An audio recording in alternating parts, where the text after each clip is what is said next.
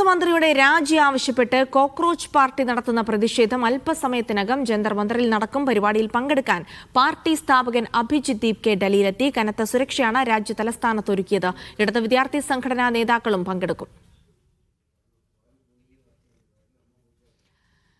അല്പസമയം മുൻപാണ് അഭിജിത് ദീപ് അമേരിക്കയിൽ നിന്ന് ഡൽഹിയിൽ എത്തിച്ചേർന്നത്. ഈ പ്രതിഷേധങ്ങളുടെ ഭാഗമാകുക, പ്രതിഷേധങ്ങളെ മുന്നിൽ നിന്ന് നയിക്കുക എന്നുള്ളത് തന്നെയാണ് ലക്ഷ്യം. നിരവധി ആളുകൾ രാജ്യത്തിന്റെ വിവിധ ഭാഗങ്ങളിൽ നിന്ന് രാജ്യ തലസ്ഥാനത്തേക്ക് എത്തിക്കൊണ്ടിരിക്കുകയാണ്. പ്രത്യേകിച്ച് കേന്ദ്ര സർക്കാരിന്റെ വിദ്യാഭ്യാസ നയങ്ങളിൽ പ്രതിഷേധിച്ച് നിലവിൽ നടക്കുന്ന നീറ്റ് പരീക്ഷ, ഒപ്പം തന്നെ CBSE പരീക്ഷ ക്രമക്കേടുകളൊക്കെ ഉയർത്തിക്കാട്ടിക്കൊണ്ടാണ് യുവാക്കളുടെ ഒരു വലിയ പ്രതിഷേധം രാജ്യ തലസ്ഥാനത്ത് അരങ്ങേറാൻ ഒരുക്കുന്നത്. ആദ്യം തന്നെ ഒരുപക്ഷെ ഈ ഒരു പ്രതിഷേധത്തിന്, ഈ ഒരു പ്രകടനത്തിന് അനുമതി നിഷേധിച്ചേക്കുമെന്ന സൂചനകൾ ഉണ്ടായിരുന്നെങ്കിലും പോലീസ് ജന്തർ മന്ദറിലെ പ്രകടനത്തിന് അനുമതി നൽകിയെന്നുള്ള വിവരങ്ങൾ കൂടിയാണ്. വളരെ സമാധാനപരമായ ഒരു പ്രതിഷേധമാണ്, അല്ലെങ്കിൽ ഒരു പ്രകടനമാണ് CJP ലക്ഷ്യമിടുന്നത് എന്നുകൂടിയാണ് സ്ഥാപക നേതാവ് കൂടിയായ അഭിജിത് ദീപ് പറയുന്നത്.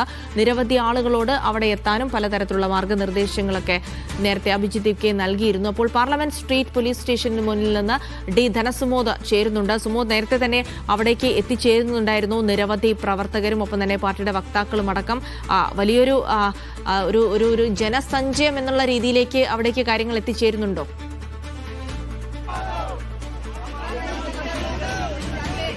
ജനസഞ്ചയം എന്ന രീതിയിലേക്ക് ഇതുവരെ കാര്യങ്ങൾ എത്തിച്ചേർന്നിട്ടില്ല. പക്ഷേ നിരവധി ചെറുപ്പക്കാർ, ഒരു പാർട്ടിയിലും പെടാത്ത നിരവധി ചെറുപ്പക്കാരാണ് ഇവിടെ ഉള്ളത്. ഇപ്പോൾ നമ്മളിവിടെ ഉയർത്തി കാണിച്ചിരിക്കുന്ന പല പോസ്റ്റുകളും ശ്രദ്ധിച്ചറിയാം.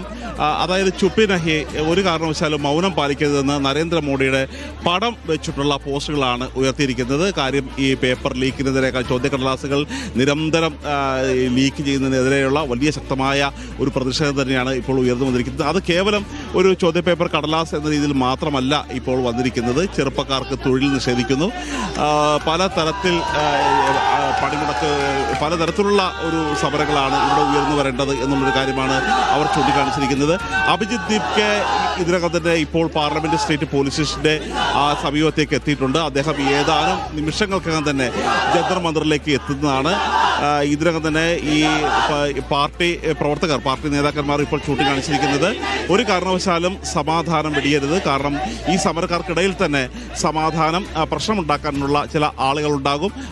അവരെ നിങ്ങൾ തിരിച്ചറിയണം. കാര്യം, ഇതിനെല്ലാം ഒരു ഈ പാർട്ടിക്കാർ എന്ന CJPക്കാർ എന്ന വ്യാജേന മറ്റു പല പാർട്ടിക്കാരും ഈ സമരത്തിനിടയിൽ നുഴഞ്ഞു കയറാൻ സാധ്യതയുണ്ട്. അവർ സമരം അലങ്കോലമാക്കാൻ സാധ്യതയുണ്ട്. അതുകൊണ്ട് അങ്ങനെയുള്ളവരെ പെട്ടെന്ന് തന്നെ തിരിച്ചറിഞ്ഞ് പോലീസിനെ ഏൽപ്പിക്കണം. പോലീസുമായിട്ട് സഹകരിച്ചുള്ള ഒരു സമരം തന്നെയായിരിക്കും തങ്ങൾ നടത്തുക എന്നുള്ള കാര്യമാണ് പറഞ്ഞിരിക്കുന്നത്. അഭിജിത് ദീപ് പോലീസിന്റെ പ്രത്യേക കോൺവേ അടക്കമുള്ള വലിയ വാഹനങ്ങളിലാണ് അഭിജിത് ദീപ് ഇപ്പോൾ ഇങ്ങോട്ട് എത്തിക്കൊണ്ടിരിക്കുന്നത്. ഏതാനും നിമിഷങ്ങൾക്കുള്ളിൽ തന്നെ അഭിജിത് ദീപ് ഈ ജന്തർ മന്ദറിലേക്ക്, സമരവേദിയിലേക്ക് എത്തും. അല്പസമയത്തിനകം തന്നെ CJP നേതാവ് അഭിജിത് ദീപ് ജന്തർ മന്ദറിലേക്ക്, സമരവേദിയിലേക്ക് എത്തിച്ചേരും. നിരവധി ആളുകൾ, നിരവധി പ്രവർത്തകർ അഭിജിത് ദീപ് ഉയർത്തിയ പ്രത്യയശാസ്ത്രവുമായി ബന്ധപ്പെട്ടതിൽ വിശ്വസിക്കുന്ന നിരവധി ആളുകൾ കൂടി എത്തിച്ചേരുന്നുണ്ട് എന്നുള്ള വിവരങ്ങൾ കൂടി നമുക്ക് അവിടെ നിന്ന് ലഭിച്ചുകൊണ്ടിരിക്കുകയാണ്. ധനസുമോദ്, ഒരു യുവാക്കളുടെ അടിസ്ഥാന ശബ്ദമാവുക എന്നുള്ളത് തന്നെയായിരുന്നു ഈ പാർട്ടി രൂപീകരണത്തിലെ പ്രധാനപ്പെട്ട ലക്ഷ്യം. ഒരു പരമ്പരാഗത രജിസ്ട്രേഡ് പാർട്ടി ആവാതെ അവർക്ക് വേണ്ടി നിലകൊള്ളുക എന്നുള്ളത്. അപ്പോൾ അത്രത്തോളം വലിയൊരു യുവ പങ്കാളിത്തം കൂടിയാണ് നമ്മൾ ഇതിൽ കാണുന്നത്.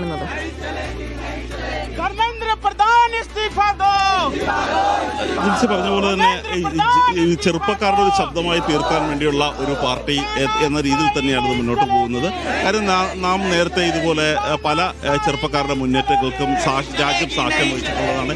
ഏറ്റവും ഒടുവിലുണ്ടായിരുന്ന അഗ്നിപഥ് പ്രക്ഷോഭം ഉണ്ടായിരുന്നു.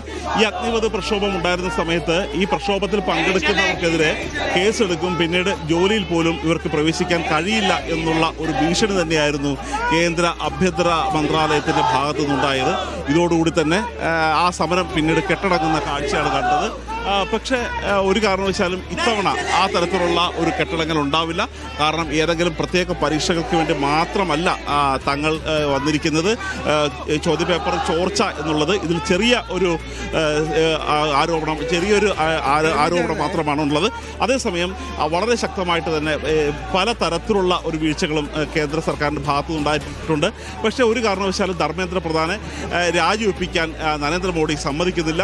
നരേന്ദ്രമോദിയും ധർമ്മേന്ദ്ര പ്രധാനും എല്ലാവരും ഒരുമിച്ച് ഒലിച്ചു പോകും. ഒരു കാരണവശാലും ചെറുപ്പക്കാരുടെ ശബ്ദം നിങ്ങൾ കേൾക്കാതിരിക്കരുത് എന്ന് തന്നെയാണ് ഇപ്പോൾ ഈ കോക്രോച്ച് പാർട്ടി ജന്തർ മന്ദറിൽ നടത്തുന്ന സമരത്തിലൂടെ അവർ പറയുന്നത്.